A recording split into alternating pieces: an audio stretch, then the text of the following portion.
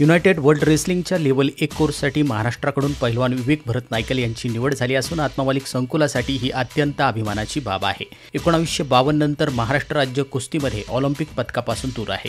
मागील काही वर्षापासून ऑलिम्पिक सहभागापासून सुद्धा दूर आहे। ऑलिम्पिक पदकाची उणीव महाराष्ट्रातील सर्व कुस्तीप्रेमींना कायमच जाणवत आहे। म्हणूनच महाराष्ट्र राज्य कुस्तीगीर संघाने मिशन ऑलिम्पिकवर काम करण्यास सुरुवात केली असून आंतरराष्ट्रीय पदकप्राप्त कुस्तीगीरांचा गौरव करण्यासाठी जाहीर केलेले रोख इनाम असो अथवा आंतरकुस्ती स्पर्धा असो असे नवनवीन उपक्रम सुरू करण्यात आले आहेत।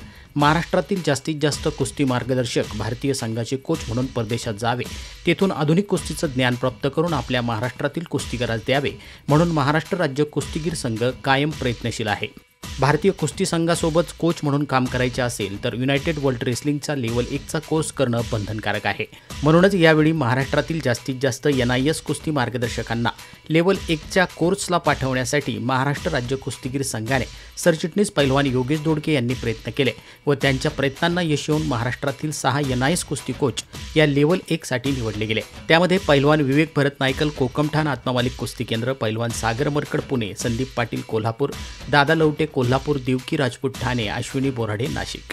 भविष्यातील महाराष्ट्रातील NIS कुस्ती कोच यांना युनायटेड वर्ल्ड रेसलिंग लेव्हल 1चा कोर्स पूर्ण व्हावा म्हणून महाराष्ट्र राज्य कुस्तीगीर संघ प्रयत्नशील राहणार आहे। तर पैलवान विवेक नायकल यांना कुस्तीसाठी कायमच कुस्ती केंद्राचे संचालक भरतजी नायकल सर यांचं मार्गदर्शन लाभत असून त्यांनी या कामगिरीसाठी शुभेच्छा देखील दिल्या आहेत। निवड झालेल्या सर्वांना व विवेक नायकल यांना त्यांच्या पुढील वाटचालीत संस्थेचे अध्यक्ष माननीय श्रीमान नंदकुमारजी सूर्यवंशी साहेब यांनी खूप शुभेच्छा देत अभिनंदन केलं आहे। आत्ममालिक न्यूजसाठी संपादक सागर आहिरे, कोकमठाण।